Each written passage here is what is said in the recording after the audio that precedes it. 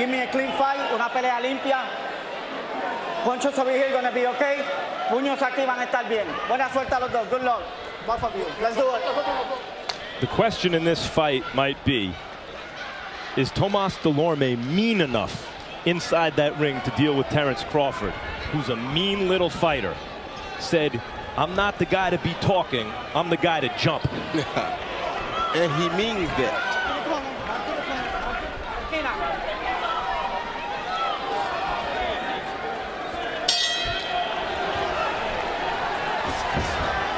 Crawford comes out, meets Dulorme in the middle of the ring, and it's Dulorme who seems to be trying to set the pace. Crawford probing with the jab. Roy, we've seen Crawford, maybe the most versatile fighter in boxing, fights orthodox as he's doing now, can switch up to southpaw, can be a high volume puncher, a counter puncher, has shown a knockout punch when he's needed one. Always a very smart kid. Dulorme, however, is out searching right now to see what he can make happen. I think Dulorme wants to try to impose his will on Terrence because he's coming from welterweight, and he's knowing that Terrence is coming up from lightweight. So he's trying to see what happens if he imposes his will early on Crawford. Crawford has frequently been able to impose the rhythm he wants on a fight, and here Dulorme seems to want to upset that, setting the pace, and maybe Crawford has somewhat subdued him already by easily blocking these shots. Well, he's going to make Dulorme reach deep into his toolbox. In other words, make him find out what all can he do. Well, already Dulorme went in for an aggressive left hand, and Crawford stepped in with the jab, destroying his rhythm. Yeah, because Crawford is a very smart guy, very talented guy, a very smart boxer. So he causes a guy to have to pull his tools out early. If you don't have many tools, then you won't have a good chance against him. Dulorme trying to work to the body on the inside as Crawford holds. Ref breaks him. And that's why Dulorme has 4 trainers this time, because he wanted to increase his toolbox. Dulorme, that time with the right hand, though blocked, partially landed to Crawford's midsection.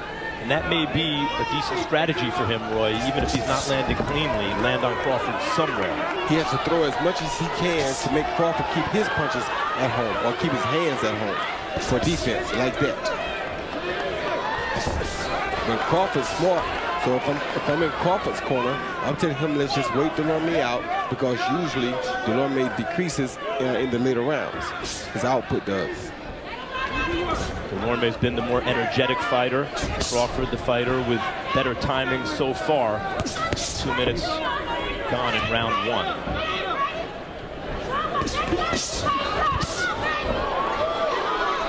Both guys throwing really big punches, though, Max. If one connects on the chin, it's going to be very interesting to see what happens from either guy. Of course, Dulorme knocked out by Carlos Abregu, his only loss. Big puncher, Abregu. And Crawford, we have seen shaken up in a couple of different fights. Gamboa had his moments, and even Beltran had a few moments where he seemed to reach Crawford with some good hard shots upstairs. Yeah, I don't really think Beltran ever truly hurt him. However, I think Gamboa did hurt him one time. Come to the end of round 1.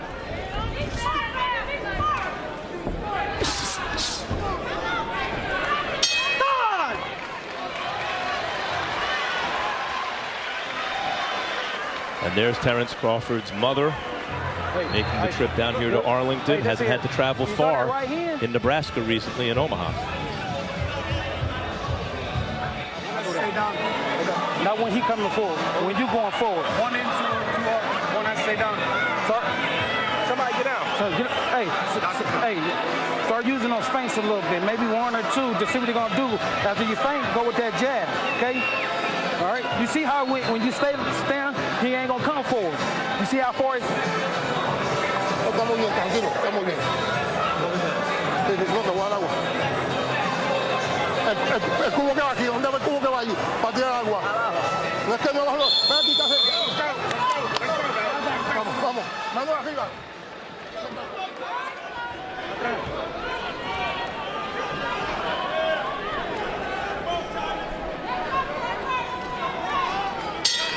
Roy, both fighters have several trainers, up to 4 different people you can consider trainers on one level or another. but Crawford's had these guys his whole fighting life. Dulorme just got with them. What does that mean in terms of communication in the corner? Well, it means a lot because Crawford is very comfortable in his corner, as you see. He knows who to listen to. He knows when to listen to him. If he ever becomes under distress, he's not going to be worried because he knows what he has in his corner. However, Dulorme, on the other hand, all of this is new to him. So he'll have to try to make adjustments. Things may get strange if there's a moment of distress. Crawford very calm under pressure. He was calm in the corner. This is a guy who several years ago, with a scheduled fight on ESPN in several days at the end of the week, was in a dice game that he left. He says it got heated. Got into his car, was counting his money when he was shot at. The bullet went through the windshield and hit him in the head. He drove himself to the hospital and took that as a wake-up call to not be in the wrong place at the wrong time. But certainly it seemed to indicate the kind of calm that this guy has under pressure. Yeah, he's very, very calm under pressure. That's what makes him such a good professional fighter, because of his calmness whenever under pressure. Right now, you see him being very relaxed, dealing with everything Dulorme throws at him with no real contentment on his face. I mean, he's not really worried at all. So, and this is one thing an opponent hates to see. It's like he's waiting for Dulorme to get all of his good energy out, and then he'll start fighting Dulorme. Crawford with a good left hook counter, seemed to land.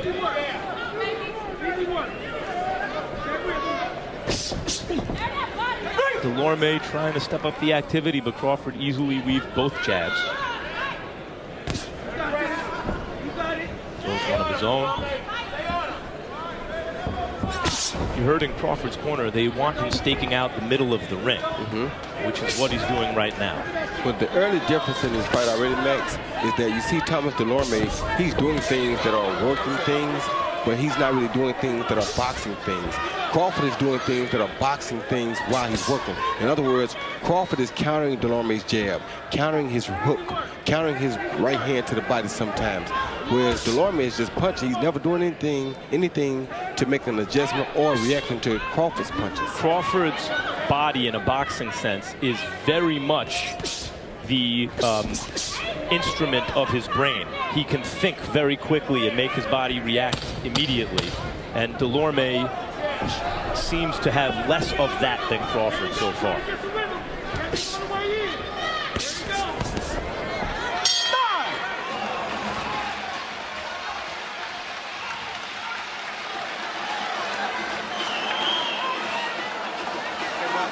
Next Saturday night, heavyweight champion of the world, Vladimir Klitschko, defends the heavyweight championship against undefeated Philadelphian Bryant Jennings. And on May 16th, Gennady Golovkin, Triple G, going for his 20th consecutive knockout win against Willie Monroe. Also that night, it's the HBO debut of flyweight star Roman Gonzalez, who matches up with Edgar Sosa. Keep backing him up. No está chiquitito, el medio esquivoso. Pero manténse ya tuyo de respeto. Está bien. Dale respeto. He respects you. Bébete esa, bébete. Drink this water. Fuera, fuera. Out.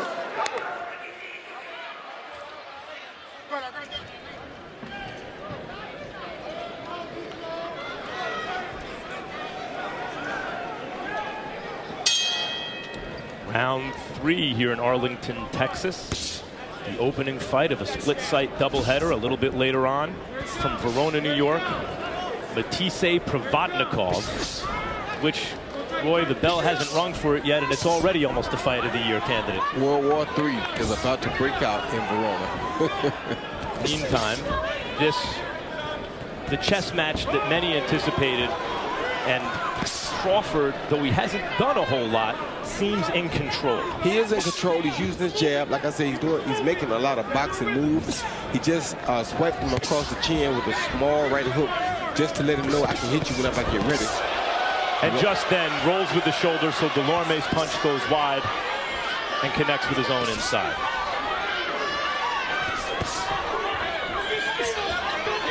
When you say he's working, but he's not really making boxing moves, Roy. Can you go into that a little bit? Yeah, I mean, he's throwing punches, but he's throwing punches with no intent afterwards. Like, see that what he just did? He just did a straight right lead, and he knew he was going to bail out after that because he expected to make contact with that punch. So when he punches, he has other things planned after the punch. Crawford does. Yeah, Crawford does. Dulorme, like that jab, after he jabs, like that's it. That's over with. He has nothing else planned after that big right hand. Whereas, see, Crawford just tried to sneak that same overhand right, but over the top of Dulorme's jab. So everything Crawford does is with a boxing reason. Everything Dulorme does is more of a worker's reason. He's just flailing with punches. Exactly. Not really with any intent mentally. There's the difference in a real good boxer and a fighter. A guy that's out there fighting who's just reacting to whatever happens. Dulorme is sort of reacting to what happens, whereas Crawford is trying to make stuff happen. Well, if anything, Crawford's demonstrated so far in his young and excellent career of first-rate boxing mind. You see that? He jabs, and he's looking to see what happens after this. Watch. Dulorme landed a good upper shot, uppercut there, but that was just a reactive thing. He threw an overhand right and followed with a left uppercut. Nothing that he set up, he just threw it. Crawford pumping that jab this round. It's one at a time, but as Roy mentioned, he's probing with it. See, Dulorme threw that hook with no intent of doing anything afterwards. Dulorme ties Crawford up in the middle of the ring.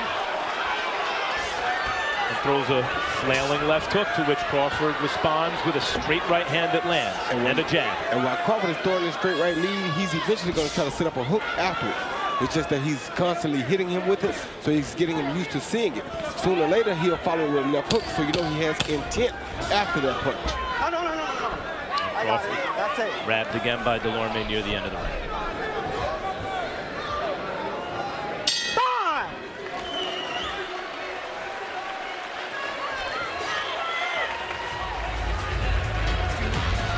We'll take you back to Arlington in just a second. Meanwhile, a look at Turning Stone Casino in Verona, New York, where a crowd of 4,500 is inside the arena and waiting expectantly for Lucas Matisse. They're getting his hands wrapped in the dressing room, and his opponent, Ruslan Provodnikov, also getting his hands wrapped in a fight that, as you've already heard from Max Kellerman and Roy Jones, is regarded as a candidate for Fight of the Year even before the opening bell sounds. So we'll be bringing you back here immediately following Crawford Dulorme for this. Meanwhile, Max Kellerman can't help but notice that Harold Letterman scored the first 2 rounds for Dulorme. I thought the third went to Crawford. Back to you.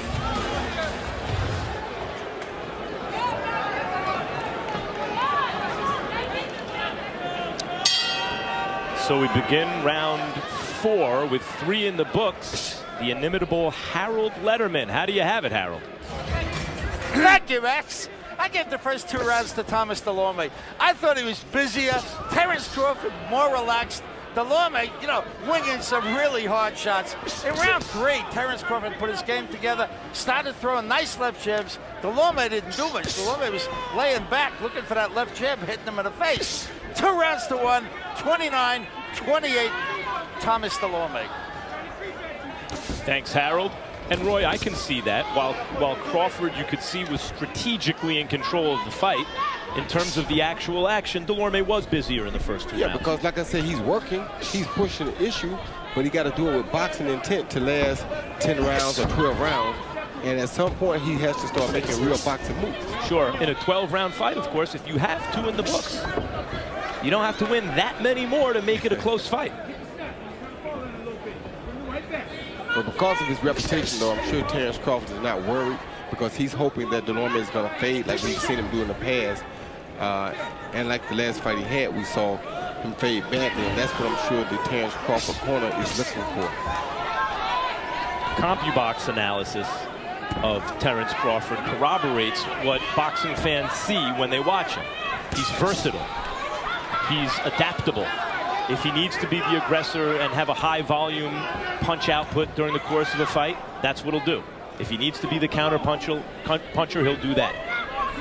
In the Gamboa fight, Uriorkis kept jumping in and catching Crawford on the way in. Crawford switched to southpaw and caught him with knockdown, and then eventually knockout blows on the way out.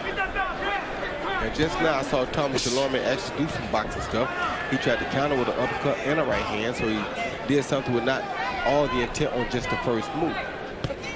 So he may be starting to warm up a little bit now. Do you think Crawford is fighting maybe a little more tentatively because he's at 140 pounds against a big 140-pounder? Well, in the first round, I think Dulorme landed a straight right to the chest, Max. And sometimes when a guy lands a punch like that, it lets you know that you don't need to get caught by that punch no time soon. And I think that's what happened. So Crawford is playing it smart.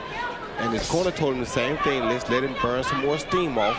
Then we'll take some chances. And those punches don't quite have the same effect on you if you've done your work. If you've done your work later, early in the fight. But if you let him land it early, it could cause all types of problems. Crawford smiling at Dulorme. Dulorme staying behind the jab. Not allowing Crawford to actually dominate the action, even if Crawford's giving the impression that he's under control. Crawford better be careful because Dulorme is a big puncher here. Good right hand. The end of that round by Crawford. Relax, relax. Nothing happened. How you feel now? How you feel?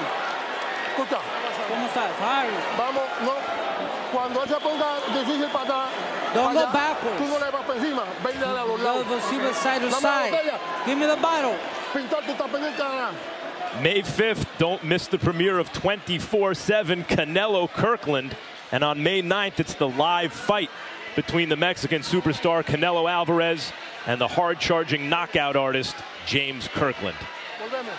Córtame, coge la botella, coge la botella. Let's get ready. Let's get ready. Yeah, get ready.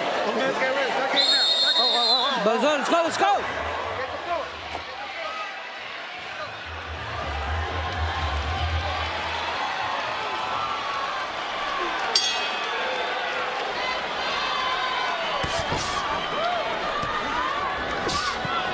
And Dulorme comes out, Roy, seeming to want to reestablish the kind of little bit more of an energetic pace, throwing the jab to the head and to the chest. Yeah, he has a good long jab, Max, but I don't see him setting anything up off of that jab. A good boxer usually throws a jab with intent to do something afterwards. If your jab is your main punch or the main thing you're expecting to land, that's not a good look, especially in a 12-round fight against a guy who's a pretty complete boxer. Crawford showed at the end of the fourth, Roy, that he was figuring some things out and hitting Dulorme cleanly with a right hand. But at a certain point, doesn't he need to start breaking Dulorme down and changing the actual outcomes of each round, not just the tenor of the fight? Yeah, but as you know, most people know that Dulorme is good for the first 4 or 5, maybe even 6 rounds. And that's what guys train for against Dulorme, to let him have his way, 5 or 6 rounds, make him work. Then he'll slowly fade, usually. And this time, I think he hired some better guys as far as the strength and conditioning goes as well. And with that being said, he may not fade, so that's what Terrence will have to be careful of.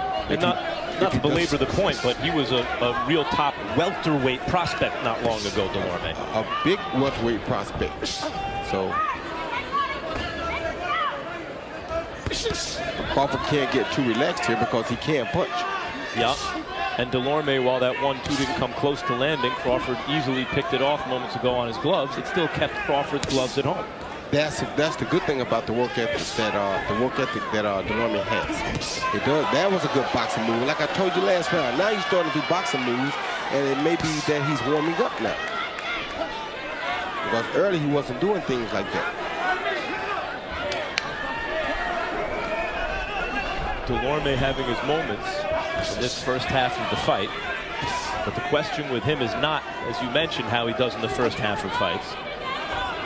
It's does he have that thing in him, that taste for combat that can carry him through the second half of the fight, where he can actually succeed in those later rounds. That's always the question for Thomas Dulorme. But he's boxing well enough, Roy, that Crawford's not able to do a lot of what he wants here. No, he's not. It was because he's making boxing moves now. You saw he just countered Crawford's right hand just then. So now he's making more boxing moves and he's getting into the fight that way. Making Terrence Crawford have to be careful because he knows anytime that he punches, something may come back. Crawford staying orthodox for now. Looks like he was thinking about giving southpaw a try just then.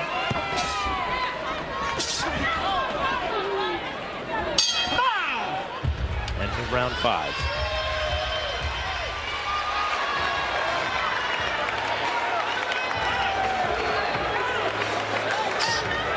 You all right? Good, good. Easy work. Hey, where's your mouthpiece at? Oh.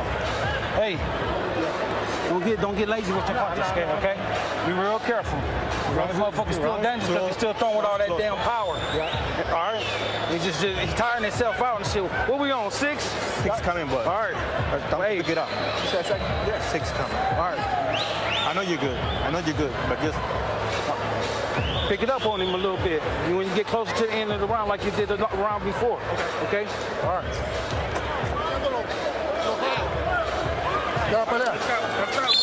Vamos.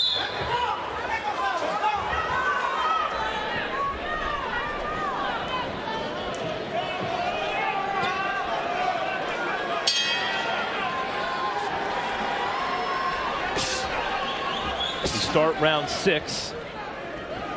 Looking at the total punches landed so far. Roy, Terrence Crawford's only thrown 214, landed 43 at 20%.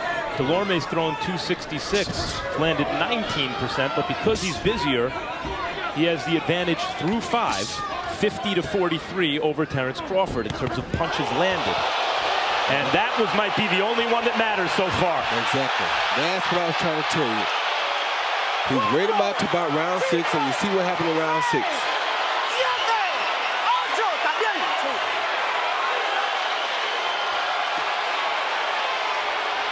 All that boxing studying through the first 5 has paid off big here in 6 for Terrence Crawford. He's measuring and tattooing Dulorme in the corner. Crawford, just with surgical precision, drops Dulorme again.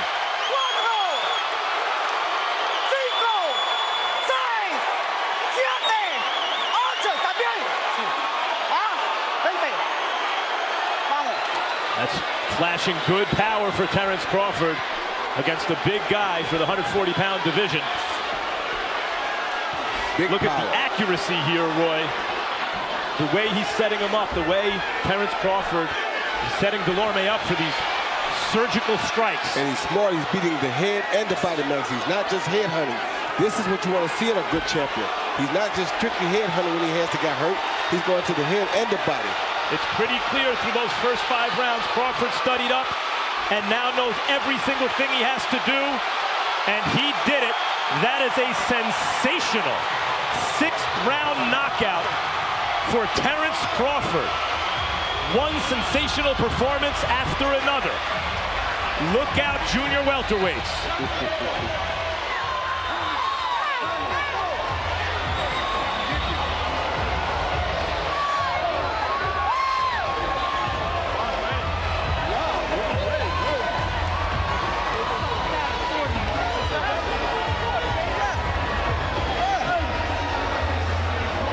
That's what you call professional boxing and sticking to your game plan. Even as he was giving away some rounds. You got to do that sometimes. He was taking the edge off of Tomas Dulorme.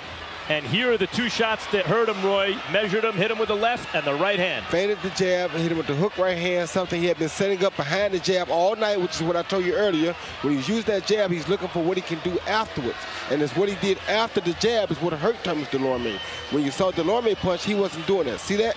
Hook right hand right over the top. Right off of a feint jab. He feinted the jab like he's going to throw the same jab he's been throwing, but he changed it to a hook right hand. And he had been doing this all night long. It just was a matter of time before he went with the gusto. I went with the killing punch. And then it seemed, once he had him badly hurt, here's the second knockdown. It seemed that he had studied up in the first 5 rounds and knew every single thing he had to do once he got Dulorme hurt. Of course, once he got him hurt, he just had to keep on hitting him.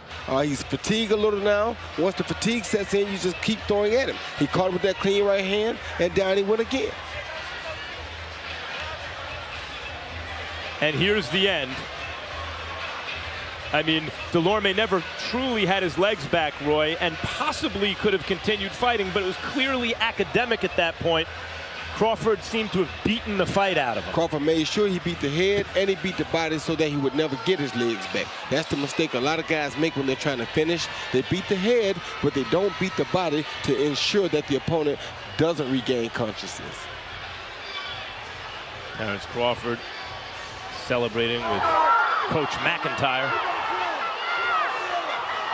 And there is Deborah Crawford, Terrence's mom. Pretty happy about what she saw here tonight, Roy. And she should be.